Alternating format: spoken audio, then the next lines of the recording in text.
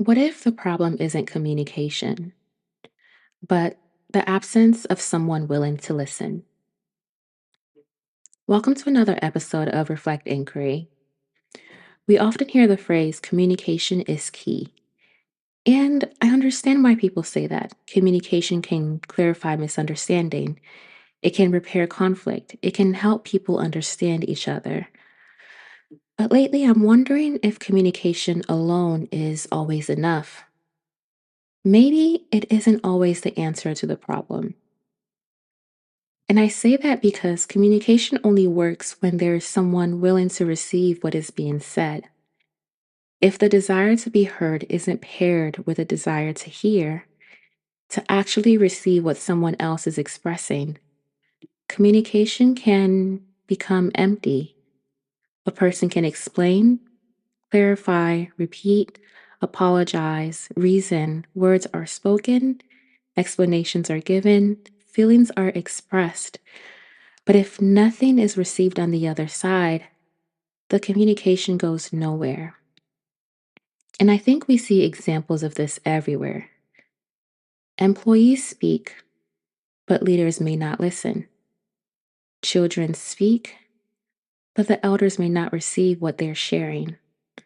Couples communicate constantly, yet still feel unheard. Everyone is talking, but no one is listening. So it makes me wonder, what does it really mean to communicate? Because maybe communication isn't simply about speaking clearly. Maybe it also requires something deeper on the receiving end, a willingness to listen, to sit with what someone else is saying long enough for it to be understood. And sometimes that willingness is missing. Sometimes people can't hear something yet, not necessarily because they are incapable of listening. Maybe hearing it might challenge something they are not ready to confront, or it may challenge the story that they've held on to for so long. And when that happens, communication becomes difficult. Sometimes that communication requires change. And I think communication is more complex than we often give it room to be. Lately, I've seen communication seminars, workshops, advice columns. I've heard friends talk about the different ways they've tried to communicate something important, trying different words, different approaches, different tones, yet still feeling like nothing is changing. And it raises a question for me. Is the problem always how someone is communicating? Or is the deeper question whether the message is being brought into a space where it can actually be heard? Because from the receiving side, something else is happening too. Who is speaking often shapes whether we're listening. Is it someone respected? Is it someone whose voice is considered to have value? Or has the listener already decided, consciously or unconsciously, that what they say doesn't matter? Sometimes we dismiss people before they even start speaking, whether it's because of their difference, their faith, their education, their income, their age, their gender, the list goes on.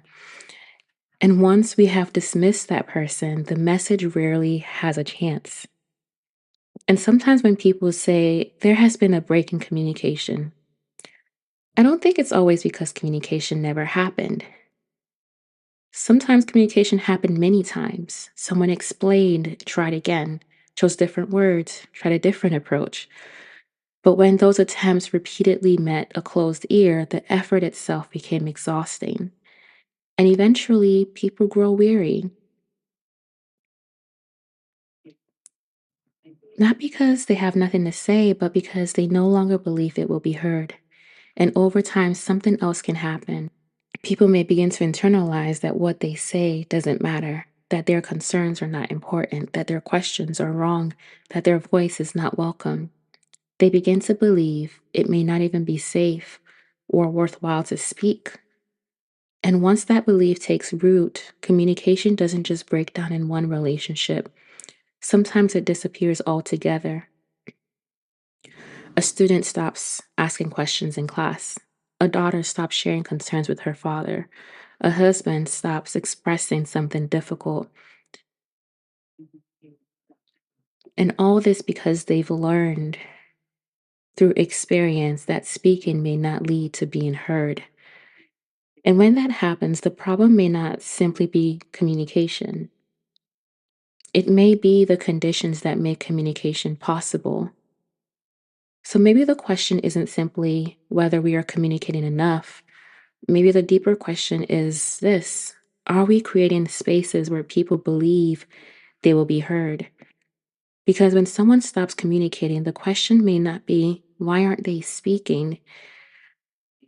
But what has taught them that speaking won't matter?